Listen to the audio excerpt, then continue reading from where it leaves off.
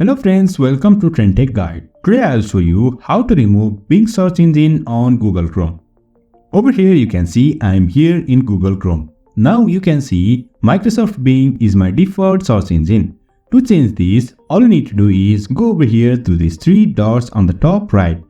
Click on it and go to settings. Then after that, you'll find this interface. On the left, you'll find this many options. Over here, you can find search engine. Click on search engine and you can see search engine used in address bar is set to Bing.